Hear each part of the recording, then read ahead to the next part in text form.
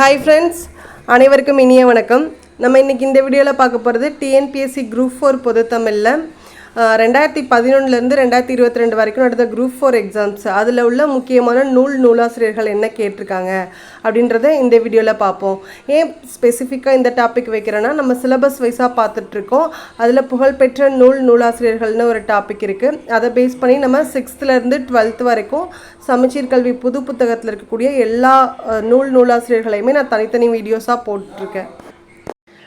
பார்க்கணுன்னு விருப்பப்படுறவங்க பிளேலிஸ்ட்டில் இருக்குது, அதை போய் பார்த்துக்கோங்க. அது ஃபுல்லாக பார்த்து படித்ததுக்கப்புறம் நீங்கள் இந்த வீடியோ பார்த்தீங்கன்னா எல்லாமே நமக்கு புக்கில் இருந்து தான் கேட்டிருப்பாங்க. ஒரு 1-2 ஒன் வேர்ட் மட்டும்தான் கொஞ்சம் வெளியே போயிருக்குமே தவிர்த்து மீதி எல்லாமே நமக்கு புத்தகத்தில் என்ன கேட்டிருக்காங்களோ அதுதான் கொஷினாகவும் வந்திருக்கும். நம்ம ஒவ்வொரு கொஷினாக பார்ப்போம். ஃபர்ஸ்ட் கொஷின் பாருங்கள், பின் வருவனவற்றுள் வீரமாமுனிவர் எழுதாத நூல் இது. அப்போ ஒன்று மட்டும் இவர் எழுதாத நூல், மீதி 3மே இவர் எழுதிய நூல். அப்போ நம்ம ப்ரீவியஸ் இயர் கொஷின்ஸ் இது மாதிரி பார்க்கும்போது புதுசாக நிறைய நூல்கள் கற்றுக்கிற வாய்ப்பும் இருக்கும். புத்தகத்தில் ஒரு நூல் கொடுத்துருப்பாங்க, ஒரு நூல் கொடுக்காம புதுசாக இருக்கும். அப்போ இது மாதிரி கொஷின்ஸை பார்க்கும்போது நம்ம அந்த நூலையும் சேர்த்து படிச்சுக்கலாம். இப்போ இதில் பாருங்கள், திருக்காவலூர் கலம்பகம், அலுங்கல் அந்தாதி, அடைக்கல மாலை, இது எல்லாமே வீரமாமுனிவர் எழுதிய நூல். சத்தியவேத கீர்த்தனை மட்டும் அவர் எழுதாதது. அடுத்த ஒன் வேர்ட் பாருங்கள், திருக்குற்றால குறவஞ்சி, ராவண காவியம், மீனாட்சி அம்மைக்குரம், தில்லை கலம்பகம். இப்போ இதில் தில்லை கலம்பகம் மட்டும்தான் புத்தகத்தில் இல்லை, மீதி எல்லாமே நமக்கு தெரிஞ்ச நூல்கள் தான். அதுலேயும் திருக்குற்றால குறவஞ்சி ரொம்ப வருஷமாக கேட்டுகிட்டே இருப்பாங்க, திரிக்கூட ராசப்ப கவிராயர். ராவண காவியம் புலவர் குழந்தை, மீனாட்சி அம்மைக்குரம் குமரகுருபர், தில்லை கலம்பகம் இரட்டை புலவர் எழுதியது. அப்போ தில்லை கலம்பகம் அப்படின்ற ஒரு புது நூலை பற்றி நம்ம இந்த கொஷின் படித்ததன் மூலமாக தெரிஞ்சுக்கிட்டோம். அடுத்து பாருங்கள், ஓர் இரவு, கரித்துண்டு, குயில் பாட்டு, அழகின் சிரிப்பு. இதில் குயில் பாட்டு அழகின் சிரிப்பை வச்சே நம்ம ஈஸியாக கண்டுபிடிச்சிடலாம். பாருங்கள், ஒன்றுனா பார்ப்போம். ஓர் இரவு இதோட ஆசிரியர் யார்? அறிஞர் அண்ணா. கரித்துண்டு இதோட ஆசிரியர் மோ வரதராசன். குயில் பாட்டு பாரதியார். அழகின் சிரிப்பு பாரதிதாசன். எப்பவுமே பொறுத்துகளை நம்ம ஒன்று கண்டுபிடிச்சிட்டாலே மீதியெல்லாம் நமக்கு ஈஸியாக கண்டுபிடிக்கிற மாதிரி தான் இருக்கும். அடுத்த கொஷின் பாருங்கள், சங்கொலி, கனிச்சாறு, திருச்செந்தூர் பிள்ளை தமிழ் விடுத்தூது. இப்போ நம்ம பார்க்குற கொஷின்ஸ் எல்லாமே 2011 2022 வரைக்கும் கேட்டிருக்க. அப்படியே ஆர்டர் வைஸாக வரும். 2011 ஸ்டார்ட் ஆகி 2022 முடியும். இப்போ ஃபர்ஸ்ட் ஒன் பாருங்கள், சங்கொலி இதோட ஆசிரியர் யார்? நாமக்கல் கவிஞர் வே ராமலிங்கனார். கனிச்சாறு இதோட ஆசிரியர் பெருஞ்சித்திரனார். எப்பயுமே பெருஞ்சித்திரனாரை பற்றி கொஷின்ஸ் இருந்துகிட்டே இருக்கும். திருச்செந்தூர் பிள்ளை இதோட ஆசிரியர் பகலிக்கூத்தர். தமிழ் விடுத்தூது ஆசிரியர் பெயர் தெரியவில்லை. தமிழ் விடுத்தூது இப்போ இருக்க புது சிலபஸில் 10th ஃபர்ஸ்ட் லெசனே தமிழ் விடுத்தூது இருக்கும். ஆனால் இதை 2011 கொஷின் கேட்டிருக்காங்க. அடுத்ததும் பொறுத்துக அந்த டைப்பில் தான் கேட்டிருக்காங்க. இதில் பாருங்கள், உமறு புலவர் எழுதிய நூல் எது? முதுமொழி மாலை உமறு புலவர் எழுதிய நூல். அடுத்து கம்பர் எழுதியது சிலை எழுபது, ஏர் எழுவது, சிலை எழுவது, சரஸ்வதி அந்தாதி எல்லாமே கம்பர் எழுதிய நூல். அடுத்து திருத்தக்க தேவர் இவர் எழுதிய நூல் நரிவிருத்தம். வீரமாமுனிவர் எழுதிய நூல் தொன்னூல் விளக்கம். வீரமாமுனிவரை பற்றி 2வது டைம் கொஷின் கேட்டிருக்காங்க. அடுத்த கொஷின் பாருங்கள், பாரத சக்தி மகாகாவியம் இயற்றியவர் யார்? சுத்தானந்த பாரதியார். தமிழ் செயல் கலம்பகம் என்ற நூலை தொகுத்தவர் யார்? G U Pope. திருக்காவலூர் கலம்பகம் இவரால் எழுதப்படவில்லை. இதுக்கு முன்னாடி நம்ம ஃபர்ஸ்ட் கொஸ்டினை பார்த்தோம், வீரமாமுனிவர் எழுதாத நூல்னு. அப்போ அவர் எழுதிய 3 நூல்களில் நமக்கு திருக்காவலூர் கலம்பகம் இருந்தது. அப்போ வீரமாமுனிவர் தான் அதுக்கு ஆன்சர்னு நமக்கு தெரியும். இங்கே எழுதாதவர் யாருன்னு கேட்டிருக்காங்க, ஜியு போப் தான் சரியான விடை. இப்போ இதில் மற்ற 3 பேர்களுமே வீரமாமுனிவரோட பேர் தான். கொன்ஸ்டான் ஜோசப் பிஸ்கின்றது அவரோட பேர் தான். தைரியநாத சாமின்ற பேரை வீரமாமுனிவர்னு சுத்த தமிழில் மாற்றிக்குவார்.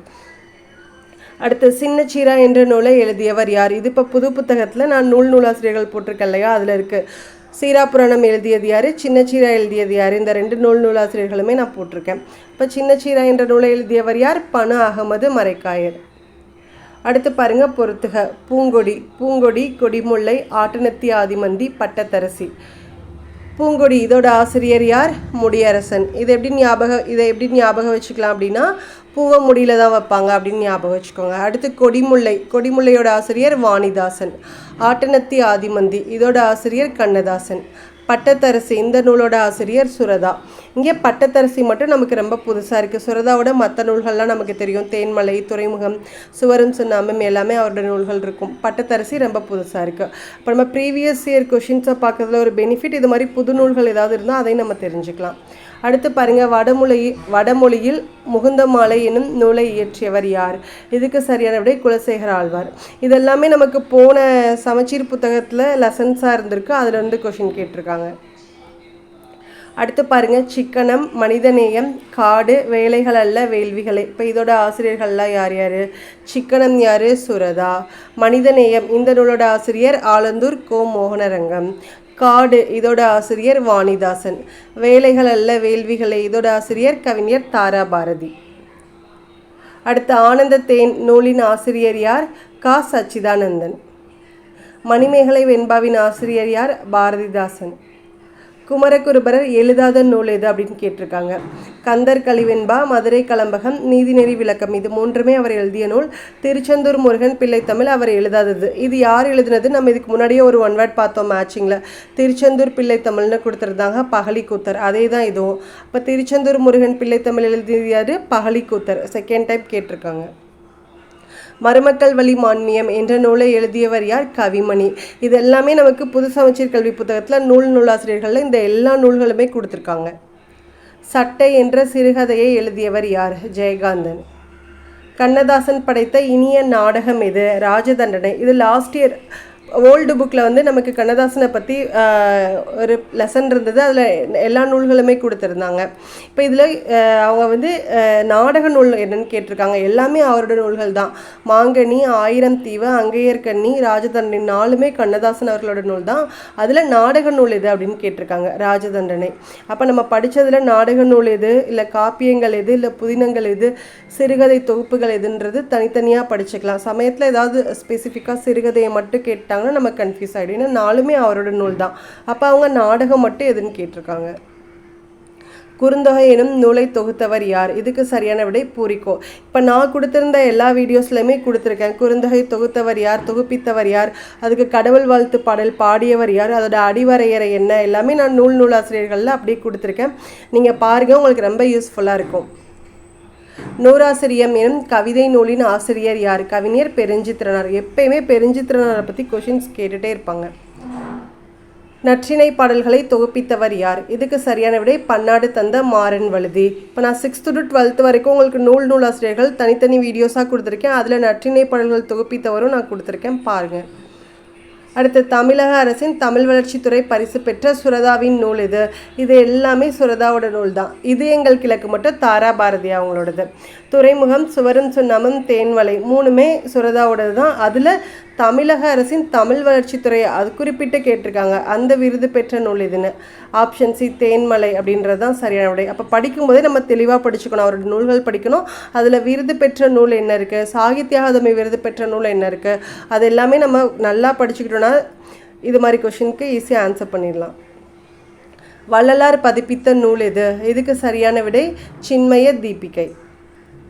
கவிஞர் சிற்பியின் சாகித்ய அகாதமி பரிசு பெற்ற நூல் இது.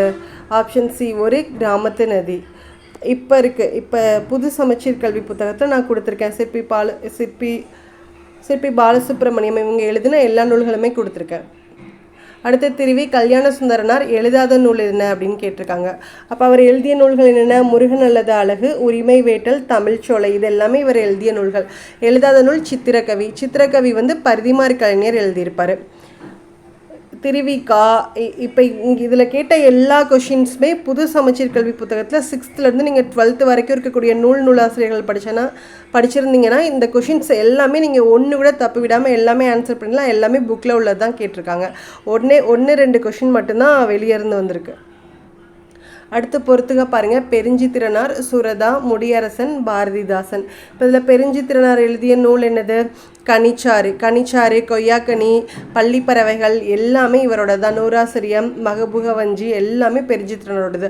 அவரோடது சமச்சீர் கல்வி புத்தகத்தில் 10th புத்தகத்துலையும் கொடுத்துருப்பாங்க, 6thலையும் இருக்குன்னு நினைக்கிறேன். அடுத்து சுரதாவோடது பாருங்கள், மறுபடியும் தேன்மலையே கேட்டிருக்காங்க. தேன்மலை நம்ம செகண்ட் டைப் பார்க்குறோம். அடுத்து முடியரசனோடது காவிய பாவை. பாரதிதாசன் எழுதியது குறிஞ்சி திட்டு. அடுத்து பாவலர் எது? பெருஞ்சித்திரனாரின் படைப்புகளில் இல்லாத ஒன்று. 4வது தடவை பெருஞ்சித்திரனாரை பற்றி கொஷின் இருக்கு. இதில் பாருங்கள், அப்போ அவர் எழுதிய நூல்கள் என்னென்ன? கொய்யாக்கனி, கனிச்சாறு, நூறாசிரியம்லாம் அவரோடது.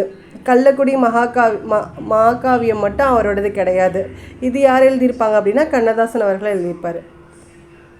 அடுத்து கண்ணதாசன் படைத்த நாடகம் என்ன? இந்த கொஸ்டின் ஏற்கனவே பார்த்துட்டோம், செகண்ட் டைம் கேட்டிருக்காங்க. ராஜதண்டனை. மறைமலை அடிகள் எழுதிய நாடகத்தை பற்றிய ஆராய்ச்சி நூல் எது? இதுக்கு சரியான விடை சாகுந்தலம். காவடி சிந்தின் தந்தை என அழைக்கப்படுபவர் யார்? சென்னிக்குளம் அண்ணாமலையார். இது 11th 12th புக்கில் இப்போ புது சிலபஸில் கொடுத்துருக்காங்க, நான் நூலாசிரியர்களில் கொடுத்துருக்கேன். தமிழில் சதுரகராதி எனும் அகர முதலியை வெளியிட்டவர் யார்? இதுக்கு சரியான விடை வீரமாமுனிவர். லிட்டன் பிரபு எழுதிய ரகசியவழி என்ற நூலை தழுவி வெளிவந்த நூல் இது? மனோன்மணியம். இதுவுமே இப்போ புது சிலபஸில் கொடுத்துருக்காங்க, நூலாசிரியர்களில் புத்தகத்தில் இருக்குது. மனோன்மணியத்தை இயற்றியவர் யார்? பாருங்க, எல்லாமே சுந்தரம்னே இருக்குது. இதுக்கு சரியான விடை சுந்தரம் பிள்ளை. பாரதிதாசனார் இயற்றிய நாடக நூல் இது? இதுக்கு சரியான விடை பிசிராந்தையார். தமிழக அரசின் தமிழ் வளர்ச்சித்துறை பரிசு பெற்ற சுரதாவின் நூல் இது? செகண்ட் டைம் கேட்குறாங்க பாருங்க, அதே லைன் கூட மாறாமல். தேன்மலை. இதுதான் சரியான விடை. கவிஞர் மு மேத்தாவுக்கு சாகித்ய அகாதமி விருது எந்த நூலுக்காக வழங்கப்பட்டது? இதுக்கு சரியான விடை ஆகாயத்துக்கு அடுத்த வீடு. இது எல்லாமே இவரோட நூல்கள் தான், அதில் ஆகாயத்துக்கு அடுத்த வீடு அந்த நூலுக்காக தான் சாகித்ய அகாதமி விருது வழங்கினாங்க. இதுவுமே இப்போ புது சிலபஸில் இருக்குது, நான் நூலாசிரியர்களில் கொடுத்துருக்கேன். அடுத்து டாக்டர் ராபி சேதுப்பிள்ளை எழுதிய ஆய்வு நூல் எது? இதுக்கு சரியான விடை ஊரும் பேரும். பெருமாள் திருமொழியை பாடியவர் யார்? இதுக்கு சரியான விடை குலசேகர ஆழ்வார். செகண்ட் டைம் கேட்குறாங்க. மரமும் பழைய குடையும். இதோட ஆசிரியர் யார்? அழகிய சொக்கநாத புலவர். கூற்று 1, ஏறெழுபது 11 கீழ்கணக்கு நூல்களுள் ஒன்று. கூற்று 2, ஏறெழுபதை பாடியவர் கம்பர். இதில் கூற்று 2 மட்டும் சரின்னு கொடுத்துருக்காங்க. ஏறெழுபது அப்படின்றது 11 கீழ்கணக்கு நூல்களில் வராது. ஏறெழுபதை பாடியவர் கம்பர். கம்பராமாயணம், ஏறெழுபது, சிலை எழுபது, சரஸ்வதி அந்தாதி எல்லாமே கம்பரோட நூல்கள். அப்போ ஃபர்ஸ்ட் ஒன் மட்டும் தவறு, ரெண்டாவது சரி. சதுரகராதி எனும் நூலை இயற்றியவர் யார்? வீரமாமுனிவர். முடியரசன் இயற்றாத நூல் என்ன அப்படின்னு கேட்டிருக்காங்க. அப்போ பூங்கொடி, வீரகாவியம், காவியப்பாவைலாம் இவரோட நூல்கள். நீலமேகம் இவரோடது இல்லை. அடுத்து பாருங்கள், இது லாஸ்ட்டு நூலாசிரியர்கள்லேயே இது லாஸ்ட் கொஷின். தத்துவ தரிசனம், பிடிசாம்பல், தாலாட்டு, மிட்டாய்க்காரன். இப்போ இதில் பாருங்கள், தத்துவ தரிசனம் அது யார் எழுதியிருக்காங்க? வள்ளிக்கண்ணன். அடுத்து பிடிசாம்பல் இதோட ஆசிரியர் அண்ணா. தாலாட்டு இதோட ஆசிரியர் ஜெயகாந்தன். மிட்டாய்க்காரன் இதோட ஆசிரியர் கீவா ஜெகநாதன். இது இப்போ ரீசெண்டாக லாஸ்ட் குரூப் 4ல் கேட்ட கொஷின்ஸ் இது எல்லாமே. அவ்வளோதான் ஃப்ரெண்ட்ஸ், நம்ம நூலாசிரியர்கள் பார்த்துட்டோம். நீங்கள் நான் போட்ட வீடியோஸை பார்த்துட்டு இதை பார்த்தீங்கன்னா எல்லாமே நீங்கள் படித்த கொஷின்ஸாக தான் கேட்டிருப்பாங்க. அதனால் புக் தான் பேஸ். நீங்கள் புக்கை நல்லா தரவாக படிங்க. புக்கில் இருந்து 1-2 தான் வெளியே கேட்பாங்க. 99.99% எல்லாம் புக்கிலேருந்து தான் வரும். நல்லா படிங்க. All the best. தேங்க்யூ.